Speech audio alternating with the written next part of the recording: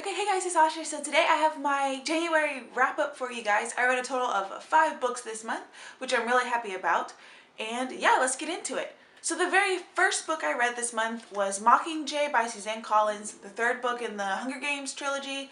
I don't have a physical copy because I read it while I was home for winter break. I read my brother's copy and those are like his prized possessions, so I could only read it in the house and I couldn't take it out anywhere, so I had to read it while I was home. And I gave that book 3 out of 5 stars. I wanted to finish the trilogy because I never finished it way back when I read the first 2 books. Yeah, so I figured I'll just go ahead and read it. And I didn't really like it, honestly. I actually hated the ending. I don't know, I hated the ending. And I felt like she was just like throwing in stuff just to like make it exciting, but it didn't really have a point to it. I don't know, that's just me because my brother, that's his favorite book of the Hunger Games trilogy. He loves Mockingjay, so I don't know, I guess it just depends. After that, I finished reading Everybody Sees the Ants by A.S. King.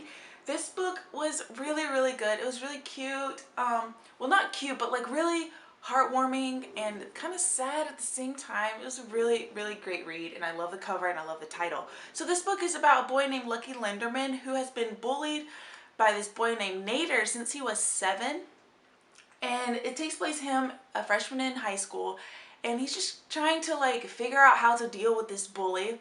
And there's like an incident that happens, and him and his mom decides that it would be best if they just took a vacation to Arizona to her brother's house.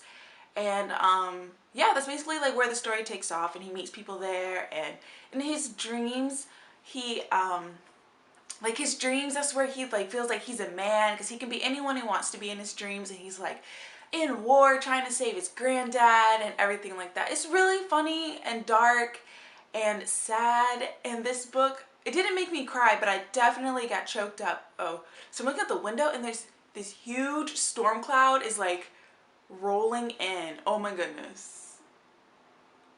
And I have so much, I'm gonna be out all day today. Anyways, oh well, I guess I just picked my raincoat. Sorry, okay, got so distracted. Okay, so anyway, so yeah, I didn't cry during this book, but I did get really like, because there's kind of this, I don't know if you call it I guess, yeah, a plot twist. And there's no build up to it, it just kind of happens. And I was just like, oh my god, no.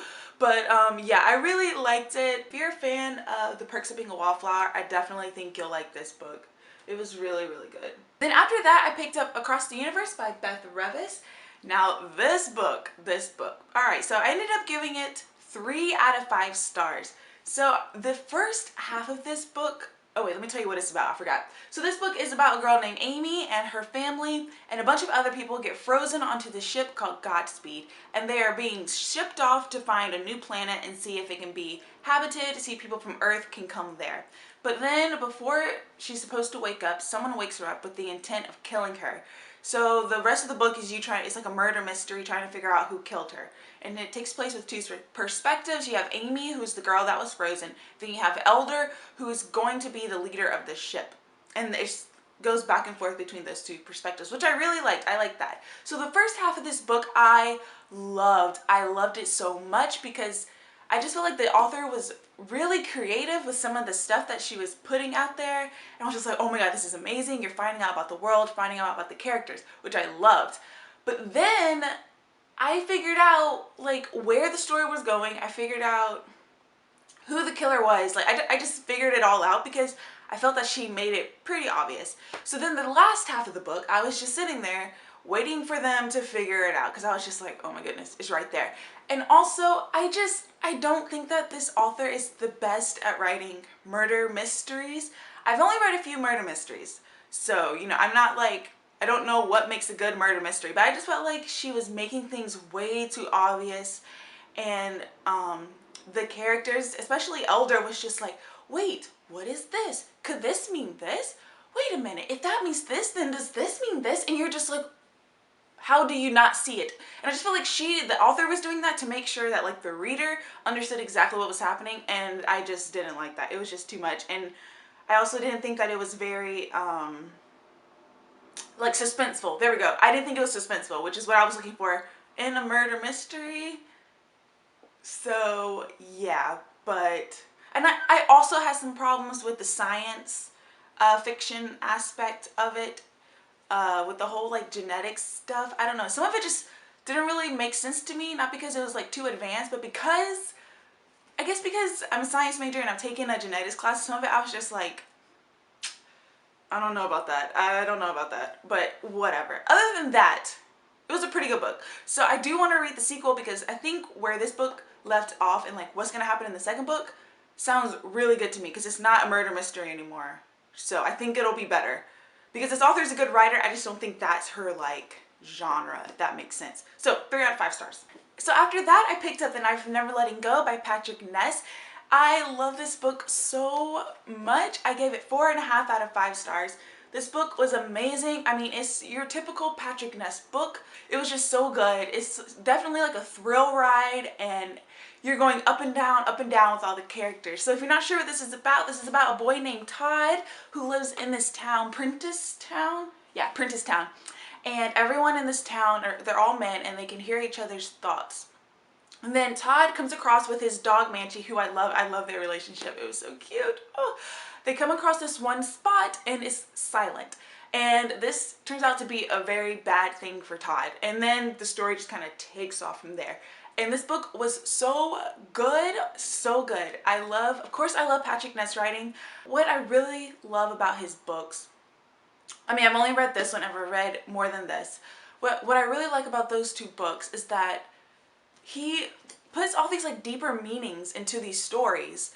And it's just like, there's just something, you know, there's more than just this like dystopian world. He's like trying to have a deeper meaning. This one, I felt like it was trying to ask like, what does it really mean to be a man? And it was just brilliant. I love this book so much. Cannot wait to read the second one. I already ordered it. It needs to get in the mail. It needs to come to me right now.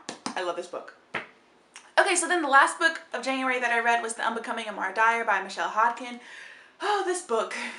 I ended up giving it 4 out of 5 stars. I really enjoyed it. So this book is about a girl named Mara who gets in this accident and everyone dies but her, and she doesn't remember how it happened. She doesn't really remember anything, and she's trying to figure out what happened, and she keeps having hallucinations and like these weird flashback memory things. She doesn't know if they're memories or they dreams, and it is kind of like, what's going on? But I didn't think it was very creepy at all. And I didn't think it was really that dark. I could see if people would think this is dark, but my like caliber for what's dark is like pretty high because I love like dark books, dark movies, everything like that. So, but this book was really entertaining. Mara, she was a character. Yeah, she was a character. Her love interest, Noah, I love that name, Noah. He was very interesting too. It was just like a good, entertaining read. I read this in like 2 days, so it was really good. And the ending to this book, I was just like, oh snap, things about to get crazy. It's definitely young adult. Like, it just has like your typical young adult things in it, but that made it fun, made it an entertaining read, a good experience, and I'm definitely picking up the second book. I need to know. Okay guys, so that's all the books that I read in January. These 4 books along with Mockingjay, and it was a pretty good reading month. I read a lot of different types of books, so I really enjoyed it. I'm going to be filming my February TBR like right now, so I'll see you guys in my next video. Tell me what you guys read, if you read any of these books down below, and I'll see you guys in my next video. Bye!